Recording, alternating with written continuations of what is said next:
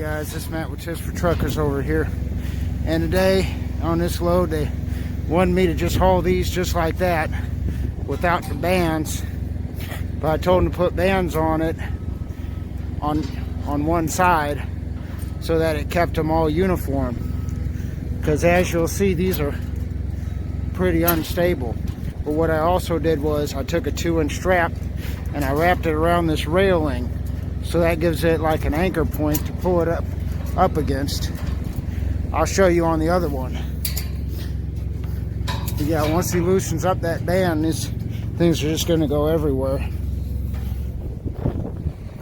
But as you can see, you got that band on here real tight, keeping these nice and uniform and keeping them from wobbling around, getting unstacked. And the back one, I'll put around the whole thing.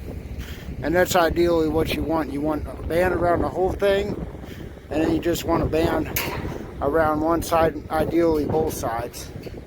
But that'll keep this nice and stable, and all you gotta do is just put a strap over it. Now, if you don't have bands, like I said, I had a 2-inch strap, and it's good to put it around like an anchor point, like that railing there.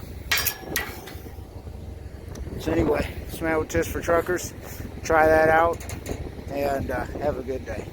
So you can see how unstable those are.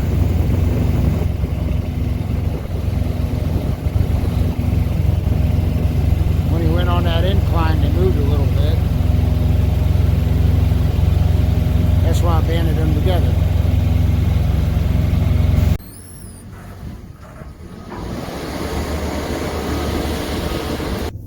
Hey guys, so that video basically is a good example of why, if you're driving a flatbed, you need to be able to see and imagine what the load's going to do when you're going down the road.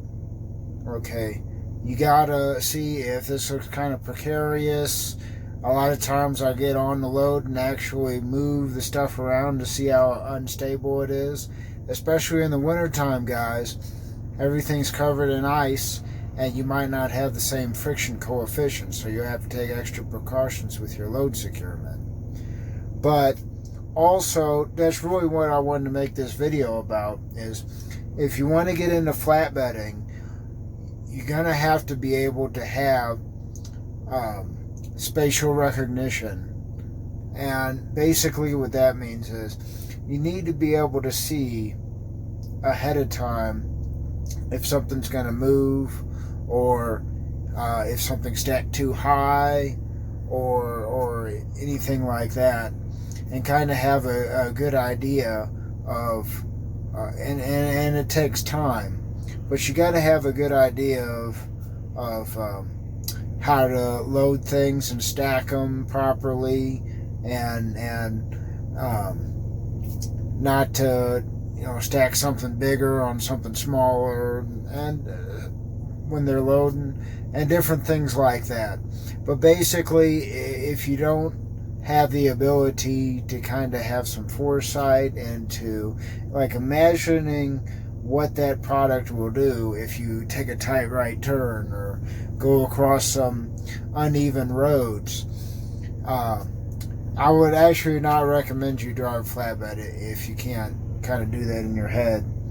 But anyway, it's Matt with Tips for Truckers.